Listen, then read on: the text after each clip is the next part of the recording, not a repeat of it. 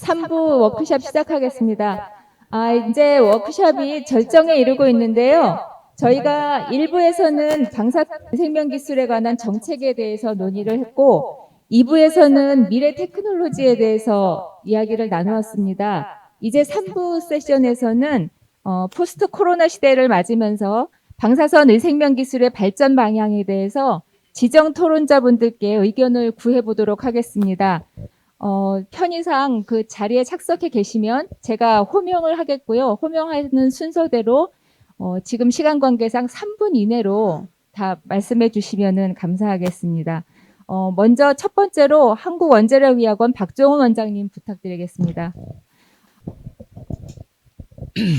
네, 제가 이제 원자력의학원 원장으로 취임한 지가 이제 아직 이제 6개월이 채 안 됐습니다. 그러면서 그 사이에 업무 파악도 좀 하고 그러면서 오히려 오늘 이 워크숍이 아마 제가 제일 많이 도움이 됐던 그런 워크숍이 아닐까 그렇게 생각합니다. 우리 기관의 어떤 역할, 롤에 대해서도 다시 한번 되새겨 보게 됐고요. 또 이제 아까 우리 퓨처캠 같은 그런 회사와 또 산학 그런 콜라보도 잘 될 수도 있고 또 이제 국가아라이 신약센터의 김경민 박사 같은 경우 얘기 들어보면 또 이제 국내 신약 개발 사업에서 있어서 어떤 중추적인 역할을 할 수 있는 그것도 그런 기관이 될 수 있다. 또 우리 장원일 박사님 이제 네, 박사친 네. 저희 그 기관의 가장 그 대표적인 그 기구라고 할 수 있는 국가방사선 비상진료센터가 이제 단순하게 그런 뭐 방사선 비상 대응뿐만이 아니라 이렇게 연구 역량 쪽으로 해서 좀 장기적인 프로젝트를 가져가는 것에 대한 어떤 또 비전도 보여주셨습니다. 어쨌든 저희 의학원이 이런 이제 방사선 의학 관련된 분야에서는 이제 정부의 어떤 그런 그 정책 방향에 맞춰서 또 산학이 함께하고 그리고 아까 방사선 진흥협회 같은 그런 저희를 둘러싼 그런 중요한 기관들과 협력을 잘해서 제 생각은 지금도 뭐 그렇긴 하지만 더욱더 대한민국 방사선 의학에 어떤 좀 교두보가 될 수 있는 초석이 될 수 있는 그런 중심기관이 되도록 더욱더 노력을 하도록 그렇게 하겠습니다. 다만 이제 아까 제가 사실은 요때 얘기를 드리려고 했는데 이게 좀 저희 기관의 입장에서는 방사선 의학이라고 하는 것이 굉장히 영역이 넓지 않습니까? 그런데 이제 그 가운데 지금까지도 보게 되면은 좀 일부 좀 편중된 듯한 그런 느낌이 좀 들어요. 저희 기관의 입장에서 볼 땐. 정부에서는 저희 기관을 통해서 방사선 의학 쪽을 이렇게 전반적으로 좀 다뤄줬으면 하는데 저희도 그렇고 또 어떻게 보면 또 학계에 와봐도 주로 이제 뭐 동위원소, 뭐 가속기 뭐 이런 쪽에 좀 논의는 많이 됐는데 진단 영사정 부분이라든지 또는 치료용 가속기에서도 뭐 아까 이게 리니악 같은 그런 다양한 분야에 대한 것도 또 한번 좀 저희 의학원에서는 좀 다루면서 최소한 그런 부분에 대해서도 좀 조금씩 좀 기회를 가져볼 그런 노력을 좀 해보려고 그렇게 생각을 하고 있습니다. 앞쪽 기대 많이 해주시고요.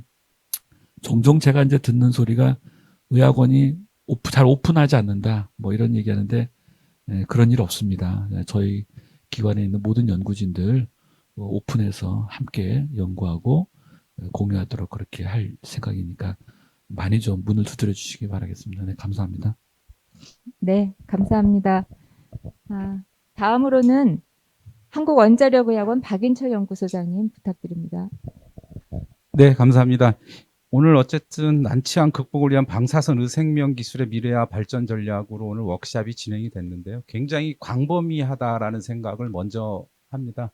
어쨌든 방사선 치료 그러면 기기뿐만 아니라 방사선 동위모를 생산하는 대형 장비까지도 필요하고 그리고 또 나중에 이러한 기술들이 현실화되는 데 있어서는 또 임상 현장에서 MD 선생님들의 또 어떤 참여가 적극 있어야 된다라는 부분도 또 넘어갈 수는 없는 부분이고요.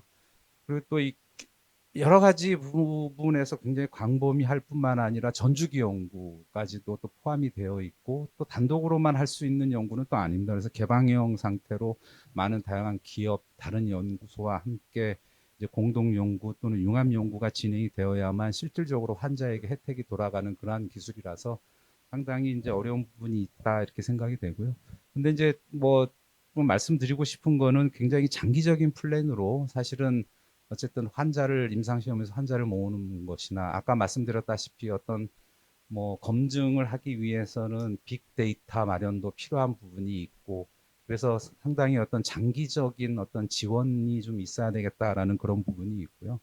그리고 또 오늘은 기초적인 측면에서 많은 분들이 이제 저를 포함해서 말씀을 주셨지만은 사실 오늘 이제 MD 선생님들이 이제 기초적인 측면에서 뭐 한두 번 발표를 해주셨지만 이제 MD 선생님들이 사실은 최종 이제 수요자이기도 하고 실행하시는 분이라서 그런 부분들이 조금 뭐 참여가 좀 더 좀 독려돼야 될 것 같고 또 관련된 의과학자 양성도 많이 필요한 부분이 아닐까 이렇게 생각이 됩니다. 그래서 말씀드리면 굉장히 광범위하고 또 전주기 연구고 개방형이기 때문에 어쨌든 다양한 분야 융합이 필요하고 특히 또 장기적인 플랜도 필요할 거고 의과학자 양성도 필요하고 해서 어떤 많은 어떤 그 지원책들이나 어떤 장기적인 플랜 이런 것들이 좀 잘 세워져야 되지 않을까 이렇게 생각이 듭니다.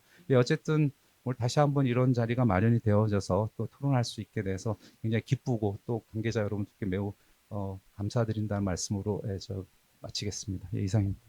네, 감사합니다, 소장님. 발전 방향이 여러 방향이라고 하고 갈 길이 멀다고 하시니까 참 어렵네요. 예, 그 다음으로는 방사선 보건원 김성원 원장님께 부탁드리겠습니다. 네, 안녕하십니까. 저 방사선 보건원 원장 김성은입니다. 예, 작년 9월부터 제가 이렇게 오게 됐습니다. 혹시 질문해도 되는 건가요? 뭐, 아니면 뭐 클로즈 리마킹해야 되는 건가요? 아, 네, 뭐, 잠깐 아까 질문인데 질문 시간이 없어서. 아, 네, 질의해 주셔도 될 것 같습니다. 지금은 좀 자유롭게 토론하는 시간이라서요. 사실은 그러니까 중립자 가속기가 궁금해서 오늘 아까 발표해 주신 우리 박정민 교수님 아, 안 하셨대요? 계시는데요. 그럼 그럼 혹시 중입자 가속기에 대해서 대답을 해주실 건 없네요, 그러면? 궁금한 게 많았는데. 뭐, 큰일 났네. 나중에 또 이런 자리를 마련하는 계기가 될 것 네, 같습니다. 알겠습니다. 네. 그러면 제가 뭐 짧게 제가 갖고 있는 그러니까 중립자 가속기 센터에 많이들 또 다녀오셨을 것 같고 그래서 연세대 이제 곧 들어오지 않습니까? 그래서 지금 뭐 여기저기 다녀도 뭐 그런 얘기뿐이 안 하는데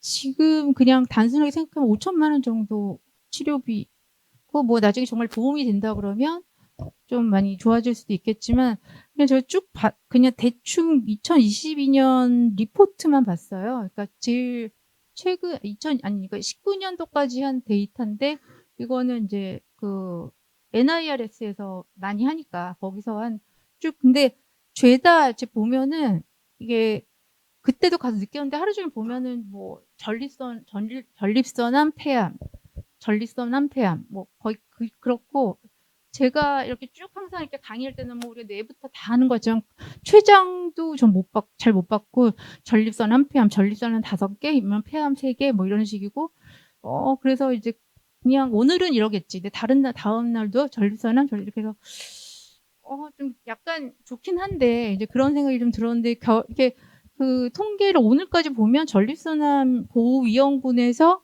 호르몬 치료 병합해서 그냥 하는 걸로 해서 좋은 결과 내고 있고 주로 그다음에 아예 그러니까 그 브레인 튜머 쪽은 한 개도 안 하는 것 같아요. 그래서 그러면 뇌종양은 좀 인디케이션이 아닐 수도 있겠다. 왜냐면 얼마 전에 연대 이 중립자 가속기 센터 하시는 그 교수님 말씀으로도 막 두리뭉실 얘기하시다가 뭐 폐암 쪽을 얘기하시더라고요. 원래 전공이 폐라서 그렇겠지만 뭐 폐암은 뭐 그럴 수도 있을 것도 같고 여기서도 30 뭐 밑에가 한 123명 했는데 뭐 그 수술 안 하고 뭐 했겠죠. 근데 92% 그다음에 3에서 5CM은 41명 했는데 뭐 이것도 68%라고 하니까 이 부분에 대해서는 뭐 알아서 그 수술이 더 좋을지 뭐 그걸 이제 우리나라 같으면 잘 생각해서 하실 거라고 저 느끼는데 그래서 이제 거의 메닌지오마 같은 거 이런 거는 좀 굉장히 그러니까 그런 걸로 뇌종양이라고 하면서 좀 숫자를 채워서 34개 그러니까 좀 절제가 좀 안 되는데 그거는 뭐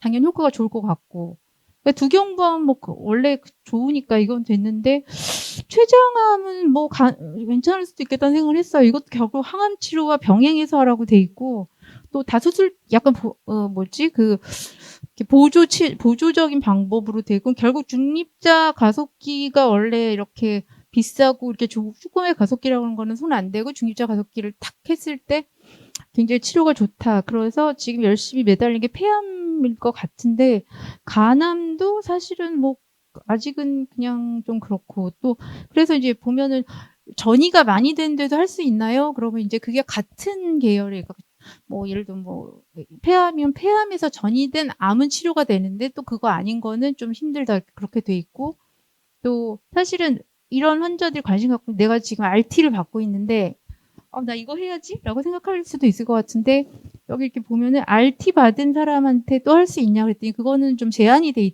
기본적으로 레코멘드 안 한다고 돼 있더라고요. 그러니까 RT 받은 곳에 또 얘가 들어가면 너무 부작용이 그 사이드 이펙트가 크기 때문에 기존에 RT 받은 환자에서는 좀 그 레코멘드 하지 않는다. 이렇게 써 있어서 제가 생각할 때는 이제 물론 좋은 결과를 그때 봤을 땐 너무 좋다 이렇게 생각했는데 생각보다 좀 궁금한 게 많이 생겨가지고 이제 왜 가셨는지 모르겠는데 아까 질문할 거 그랬나 봐요.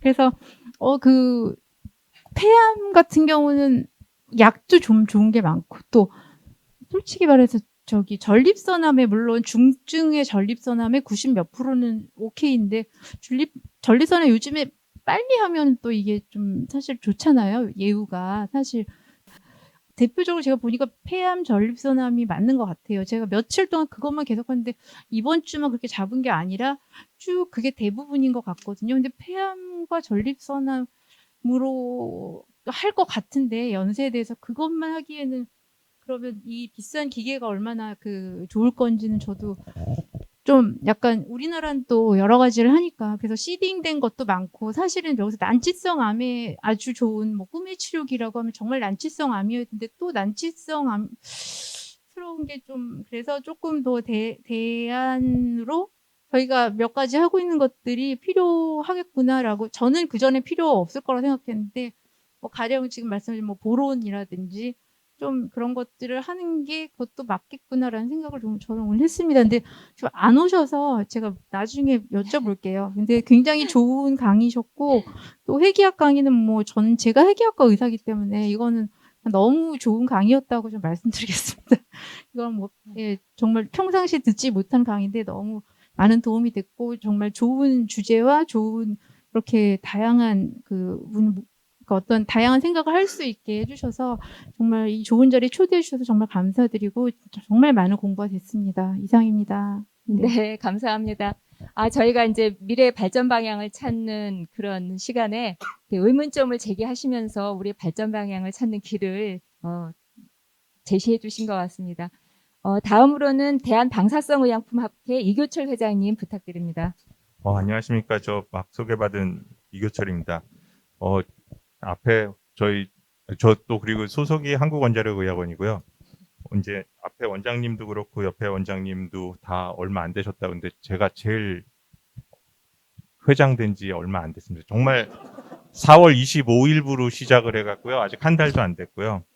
근데 앞에서 다 말씀해 주셨던 김용균 교수님 그 지능종합계획 관련돼서 저는 이제 말씀을 드리고자 하는데, 그러니까 작년이 2차 지능종합계획인 상황에서 방사성 동위원소 이제 생산 체계 구축화 사업이 시작이 됐습니다. 그래서 그 의학원과 그다음에 정읍연구소, 그다음에 이제 경주 그 양성자 사업단에서 이제 동위원소를 생산하게 되는 이제 그런 사업이 이제 시작이 되었는데요. 물론 이제 의학원에서는 치료용 동위원소인 이제 아스타틴 211, 액티늄 225 등 이제 이런 동위원소를 이제 생산해야 되는 거고, 정읍이나 경주도 베타선을 내놓는 이제 그 동위원소를 생산과 함께 진단용 생산을 하게 됩니다. 근데 이게 예전서부터 동위원소가 생산은 그러니까 이제 방광기가 짧은 동위원소들은 지대현 그 대표님 말씀하신 것처럼 퓨처캠에도 6대의 가속기를 가지고 계시다고 그랬는데 저희들이 생산하는 동위원소는 그런 소형 가속기가 아니라 중형 가속기 이상을 가지고 이제 그 좀 생산이 어려운 시설을 큰 시설을 갖추고 있는 데서 이제 생산을 해야 됩니다. 근데 이게 그 미국의 DOE 같은 데서는 동위원소 프로그램이 이제 별도로 독립적으로 나와서 운영이 된다라고 그러는데 아직 우리나라는 그 가칭으로 해갖고 저희들끼리만 하는 그런 계획이 돼 있는 거고요. 그 다음에 아직도 지원이 이제 꾸준하게 되는 게 아니라 그때 이제 예산에 따라서 줄었다 늘었다 이제 반복적으로 이루어지고 있어서 그 꾸준하게 이루어질 수도 없고 그다음에 이제 저희뿐만 아니라 특히 저희 같은 경우는 의학원 같은 경우는 한 40년 가까이 된 가속기를 가지고 이제 사용을 하는 거고 정읍도 한 20년 정도 된 거를 가지고 사용을 하고 있습니다. 그래서 그런 시설에 대한 보강도 좀 필요한 상황인데 점점 이제 그 방사성 의약품은 아까도 이제 뭐 김경민 박사님 그다음에 그 박인철 소장님께서도 말씀해 주셨듯이 이제 치료를 하기 위해서는 이제 뭐가 동위원소들이 필요한데 이게 그 꾸준하게 만들어지기에는 아직은 좀 부족한 상황이다라는 걸 말씀을 드리고 싶고 그다음에 이제 그런 거를 가지고 의약품을 만들기 위해서는 저희는 약사법과 원자력법의 이중 규제에 걸려 있습니다. 그래서 하나 해결하면은 또 하나가 걸리고 그다음에 특히 이제 최근에 한 3, 4년 전부터 방사성 의약품 GMP가 이제 시작이 됐기 때문에 그런 규제들을 이제 풀어나가는 것들이 또 이제 어렵고요. 마지막으로는 이렇게 동위원소를 만들면은 원자로에서 만드는 게 돼서 이제 나오는 폐기물들 같은 경우는 원자로 폐기물로 해서 묶여서 방패장으로 들어가든 이제 그렇게 폐기가 되는데 가속기나 사이클로트론에서 만들어지는 거는 저희가 이제 생산 허가를 할 때 F18 그러면은 그걸로 허가를 받기 때문에 빔 조사를 하면서 생기게 되는 다른 폐기물들 같은 경우는 폐기를 할 수가 없습니다. 그러다 보니까 각자 기관들에서 다 그런 것들을 그 자체 보관을 하고 있어야 되는 건데 이제 창고도 부족하게 되고 그래서 얼마 전에 이제 과기부 사무관님하고 그런 얘기도 좀 나눴지만 이 그 폐기물 관련돼서 법안을 좀 바꾸는 얘기가 좀 필요할 것 같고요. 지금 이제 저희도 그렇고 정읍도 그렇고 이게 F18과 다른 이제 타겟들을 그러니까 고체 타겟 같은 것들을 쓰기 때문에 그런 타겟들이 부피가 나가는데 더 이상 이제 뭐 한 5년 그 정도는 어떻게 버티겠지만 그 이후로는 이렇게 그 처리할 수 있는 방법도 없기 때문에 좀 그런 것들에 대해서 좀 그 서로들 생각을 해야 될 것 같고 학회 입장에서도 그다음에 연구자 입장에서도 좀 그런 것들이 좀 더 논의가 돼서 방사성 의약품 그래서 이제 결과적으로는 난치암을 극복할 수 있는 뭔가의 그런 화제가 더 대두가 됐으면 좋겠습니다. 감사합니다. 네, 이교철 회장님 감사합니다. 다음으로는 방사선 방호연구부 이희석 회장님. 네, 감사합니다. 이희석입니다. 우연찮게도 지금 앞에 분이 몇 분 말씀을 하신 내용들을 좀 들어보니까 제가 주로 연구하는 것이 이제 가속기와 관련된 방사선을 연구를 하고 있어서요. 그 중입자 치료기의 경우도 입자 빔이 전달되는 과정을 보면 그 일정 그 인체 내에서는 동일하게 전달이 될 텐데 그 약효성에서 이제 차이가 있기 때문에 저희가 뭐 어떤 시설을 건설할 적에는 다 되는 것처럼 얘기하는 경우가 국내에는 많은데 실제는 어떤 특정한 것들에 대해서 더 유효하고 조금 덜 유효하고 하는 것들이 분명히 있는 것 같습니다. 그런 것들은 이제 시설이 점점 가동되면서 더 명확하게 드러날 것 같고요. 그렇다고 해서 그것이 이제 어차피 모든 약을 개발한다고 하더라도 그 약이 전체를 다 커버하는 건 아니기 때문에 충분히 의미가 있지 않는가 그런 생각이 들고요. 그 법안과 관련해서는 제가 가속기의 이제 폐사이클트론의 폐기와 관련된 해체 폐기와 관련된 연구도 했는데 폐기물에 대한 법적인 것들도 검토를 좀 하고 있습니다. 킨스하고 관련해서. 그래서 그 부분도 저희도 인식하고 있고 킨스도 인식을 하고 있는데 저희가 하나의 법을 지금 바뀌는 거를 하고 있는 중이기 때문에 대형 방사선 시설에 대한 법안을 만들고 있는데 관련해서 아마 그런 폐기물, 그 가습기 시설에서 나오는 폐기물에 대한 것들도 조금 논의가 될 것 같습니다. 그래서 그 부분에 대한 얘기도 좀 되지 않을까라는 생각이 듭니다. 그리고 제가 소개를 드렸지만 저는 지금 소속이 포항공대의 포항가습기연구소에 근무를 하고 있는데 뭐 아시다시피 방사선 가습기를 운영을 하고 있습니다. 방사선 가습기는 기본 베이스가 이제 전자가습기고요. 국내에 대형 가습기 시설이라는 건 많지 않은데 어쨌든 저희 방사선 가습기를 이용해서 이제 그 생명 분야에 계신 분들이 구조 분석이라든지 이런 것들을 많이 하시고 있기 때문에 좀 더 많이 활용을 해주셨으면 좋겠고, RI 생산하는 시설이 많지 않은데, 그거는 그런 시설을 상당한 금액을 들여서 모두 갖추기가 어렵기 때문에 국내 현실이 그렇다고 봅니다. 그래서 저희는 이제 전자가습기 베이스로 되어 있기 때문에 전자가습기를 이용한 동연서 뭐 또 한번 생각해 볼 수가 있습니다. 이제 그런 거에 대한 필요가 있으시다면 저희 쪽하고 얘기를 해보시면 저희도 이제 도움을 드릴 수 있지 않을까 그런 생각이 듭니다. 방사방어연구부의 입장에서 오늘 이렇게 좋은 시간을 마련해 주셔서 정말 감사하고요. 뭐 암이라는 것이 정말 인류가 극복해야 될 중요한 난제인데 여러 가지 다양한 방법을 통해서 특히나 방사성 그 의약품이나 이런 것을 통해서 개선하는데 이번 모임의 결과들이 잘 활용이 됐으면 하는 그런 생각입니다. 네, 감사합니다. 네, 감사합니다. 마이크 전달해 주시고요. 네, 다음으로는 한국원자력의학원 국가 RI 신약센터 임성무 센터장님 부탁드립니다. 국가 RI 신약센터가 뭐 하는 데냐, 예를 들어서 간단히 설명을 드리려고 해요. 얼마 전에 메신저 RNA 백신을 ADME를 봐달라고 하는 의뢰가 있었어요.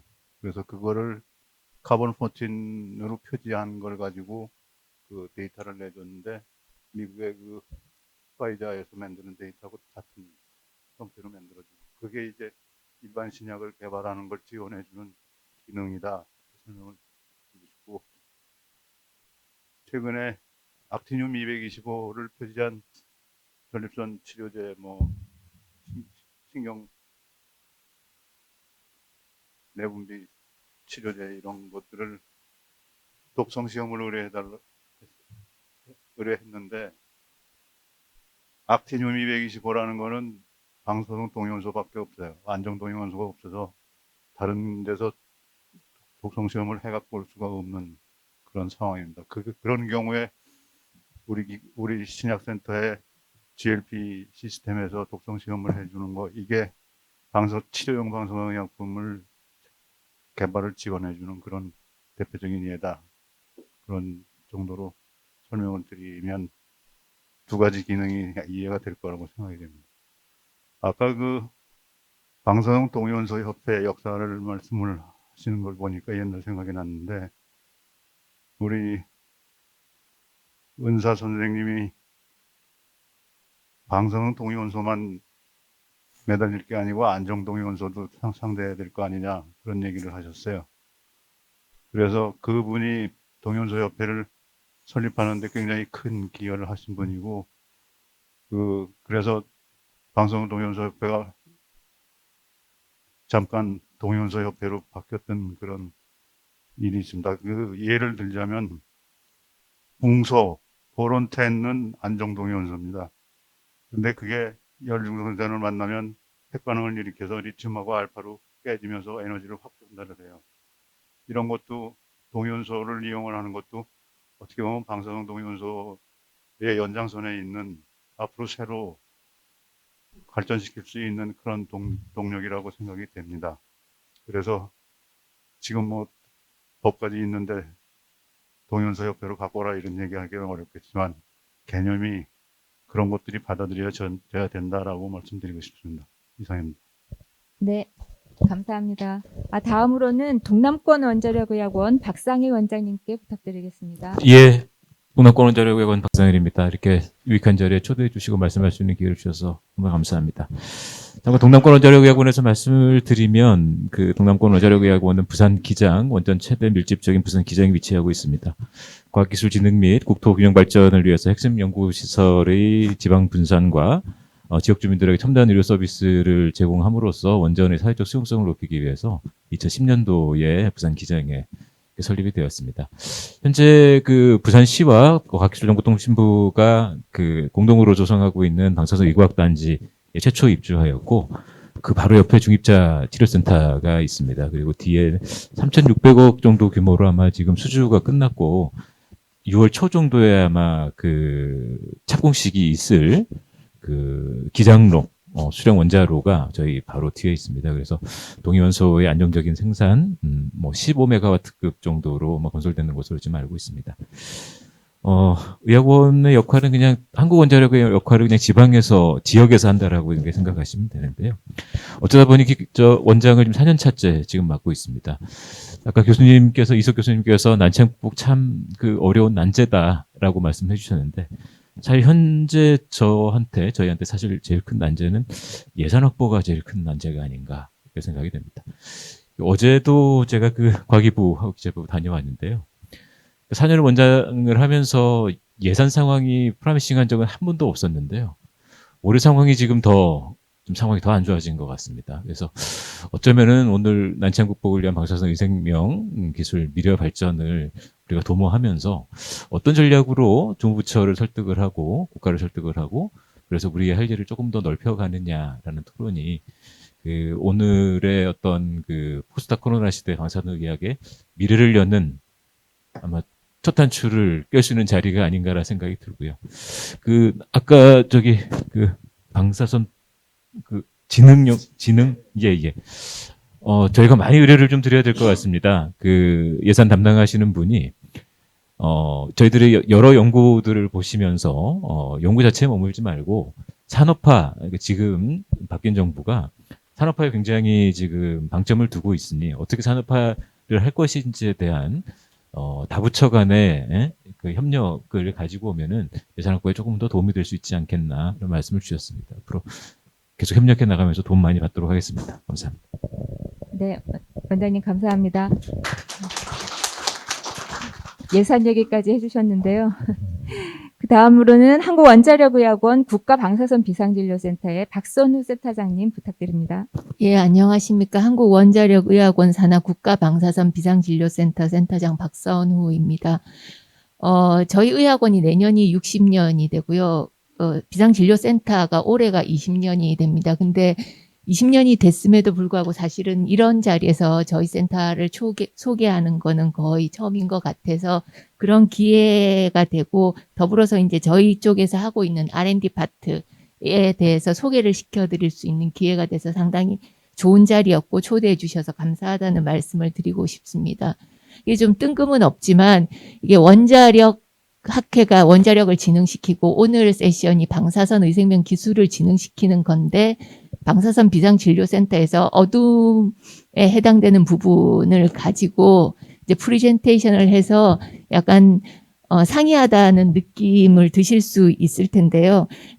제가 생각하기에는 저희 아까 김용균 교수님께서도 말씀하셨지만 원자력이나 방사선이 진흥이 되어야 되는 부분은 맞지만 거기에 따른 국민적 우려에 해당되는 어두운 부분이 있습니다. 그러면 그 부분에 대해서 분명히 안정성에 대한 확보, 특히 의료적인 대응에 대한 확보에 대한 발전이 있다라는 것들이 정확히 인지가 되어야 이 활성화가 더 잘 될 수 있을 것 같아서 저희는 원자력 방사선 진흥을 위한 어떤 백본, 버팀목이 되어 드릴 수 있는 일을 하고 있다라고 감히 말씀을 드리고 싶습니다.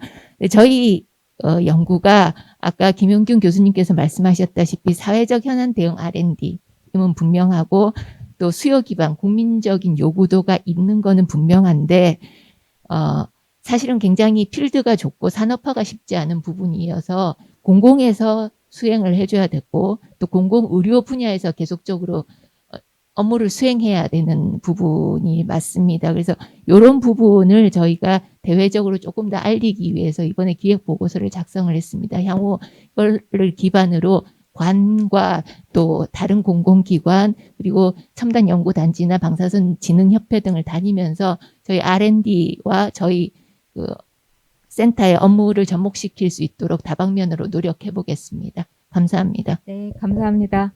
한 분 한 분 말씀하실 때마다 이제 서로가 더 협력해야 되는 그런 의제들이 나오는 것 같아서 반갑습니다. 다음으로는 퓨처캠 지대윤 대표님께 부탁드리겠습니다. 네, 퓨처캠 지대윤입니다.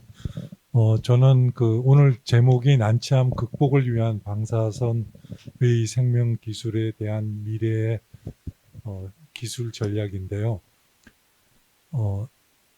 대부분 그 병원에서 핵의학과하고 방사성 종양내과하고는 굉장히 가깝게 있으면서도 서로 협력이 안 되는 것 중에 하나입니다.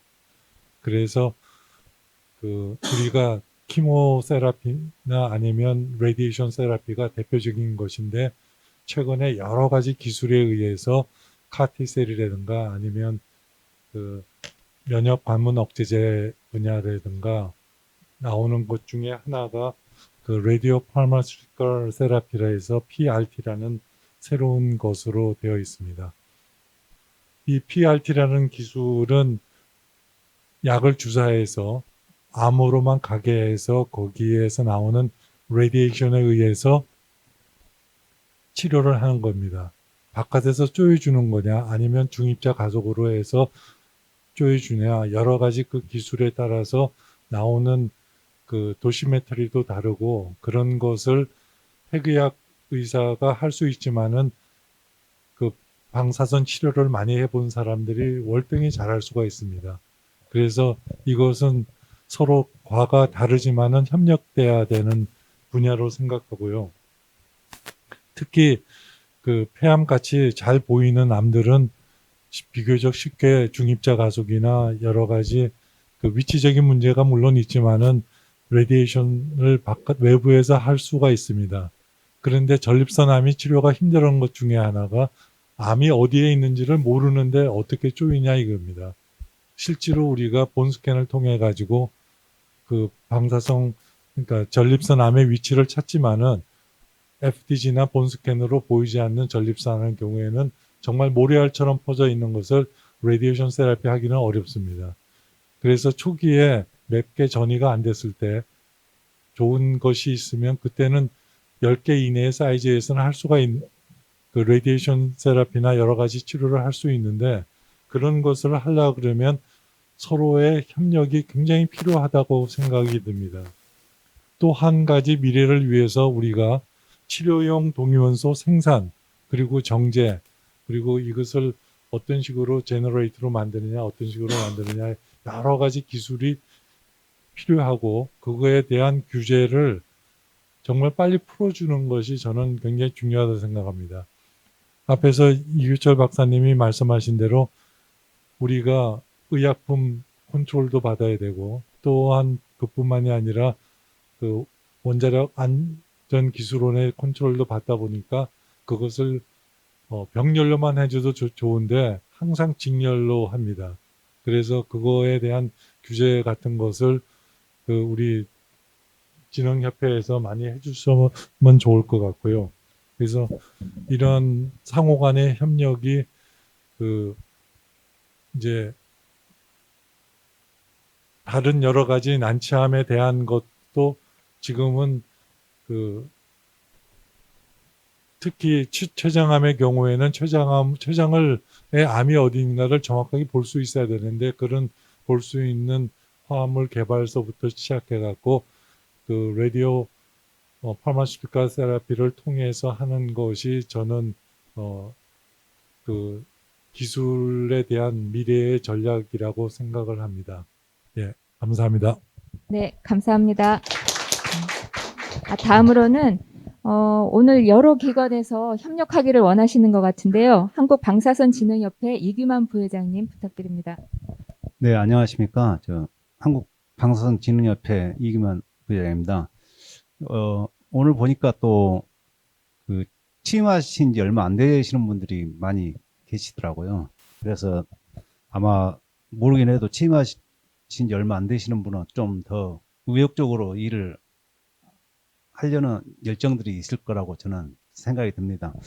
그 방사선 하면은 첫째가 이제 아마 안전 증진과 또 이용 촉진으로 이렇게 볼 수가 있을 것 같습니다. 그래서 이제 앞에서도 다 말씀을 하셨듯이 그 두 부분이 같이 뭐 독자적으로 갈 수 있는 부분이 아니고 병행해서 가야 되는 부분이고요. 그래서 이런 부분들을 잘 좀 해결하기 위해서 저희들이 그 방송진흥협회가 부단히 노력을 해야 한다고 생각합니다. 그래서 저희들은 정부와 또 우리 그 방사선 관련 기관 또 방사선 관련 기관 간의 어떤 그 가교 역할을 좀 충실하게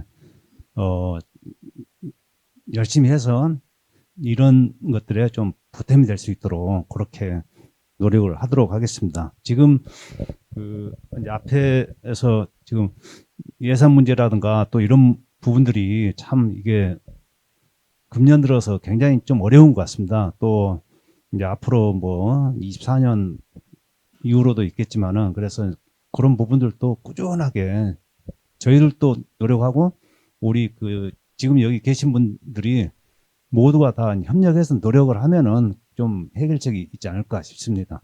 하여튼 열심히 하도록 하겠습니다. 네, 감사합니다. 네. 좋은 말씀 감사드립니다. 다음으로는 오송 첨단의료산업진흥재단 신약개발지원센터의 이재욱 센터장님. 예. 안녕하십니까. 오송 첨단의료산업진흥재단 신약개발지원센터 이재욱입니다. 저는 사실 방사선 의학 쪽에 이 원자력 학회에는 처음 참석했는데요. 그동안에 이제 방사선 물질 같은 경우는 좀 더 위험하고 피했으면 하는 그런 생각을 가지고 있었던데 오늘 그러한 관점을 조금 바꾸게 되는 좋은 계기가 되었던 것 같습니다.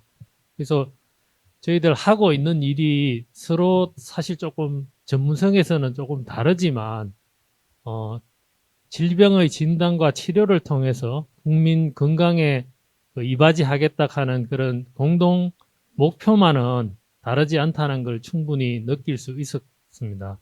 저희 신약개발지원센터는 특히 오송 같은 경우는 바이오의약품, 특히 항체의약품과 유전자세포치료제와 같은 그런 의약품에 대해서 개발을 지원하고 있습니다. 특히 항체의약품 같은 경우는 지금 현재 이제 미래 발전 방향 쪽으로 생각한다면은 케미컬 같은 경우는 그게 이제 표적 지향적이지 않기 때문에 비특이적인 그런 단점을 극복하기 위해서 항체와 결합한 그런 의약품에 대해서 많이 개발되고 있습니다. 방사선 물질 또한 마찬가지로 그게 약간 위험하고 비특이적인 그런 특성을 제거하고 특이적으로 작용할 수 있게 하는 그런 방향으로 가야 된다고 생각하고 그러한 그 의약품을 개발하기 위해서는 융합 연구와 각 기관 간의 협력이 반드시 필요하다고 생각합니다. 기관 간에 하는 일들이 지금 그 원자력 의학원 같은 경우도 신약센터가 있고 그게 이름 자체는 비슷하지만 중점적으로 하고 있는 분야하고 전문성에서는 분명히 차이가 있다고 생각합니다. 너무 가까우면은 사실 경쟁 관계에 있고 협력하기가 쉽지 않은데 하는 분야가 다르기 때문에 충분히 상호 보완하는 그런 협력 관계에서 같이 갈 수 있는 그런 기관이라고 생각하고요. 그런 두 기관이 오늘 이런 저희들 참여하고 또 이해의 폭을 넓힐 수 있게 되기 때문에 앞으로 이제 저희들도 찾아뵙고 또 의견을 구하고 협력하는 방법을 찾도록 하겠습니다. 그래서 두 기관이 협력을 통해서 앞으로 국민들의 건강 정진에 이바지할 수 있는 그런 기관이 되고 서로 활성화될 수 있도록 저희들도 상호 협력할 수 있는 방안을 찾아볼 수 있도록 하겠습니다. 고맙습니다. 감사합니다. 이사장님은 어디 자리 비우셨나 보죠? 네. 지금까지 11분의 전문가 패널을 모시고 의견을 들어봤습니다. 사실 새 정부 출범과 더불어서 많은 정책 변화가 예상되는 시기입니다. 방사선 의생명 기술이 어디까지 왔고 앞으로 어떤 방향으로 나가야 할지에 대해서 뜻깊은 논의가 오늘 있었다고 생각이 되고요. 서로 경쟁하기보다는 이제 기술을 공유해가면서 이제 새로운 기술 발전을 위해서 함께 나아가면 어떨까 하는 그런 생각을 해봅니다. 이렇게 제주도까지 오셔서 좋은 발전 방향 제시해 주시고 강의해 주시고 토론해 주신 그리고 참석해 주신 모든 분들께 감사드리고요. 오늘 이런 자리를 시작으로 해서 이제 국민들께 봉사할 수 있는 공익적인 R&D 기획이 이루어졌으면 하고 바랍니다. 네, 뜨거운 박수와 함께 오늘 워크숍 마치겠습니다. 감사합니다.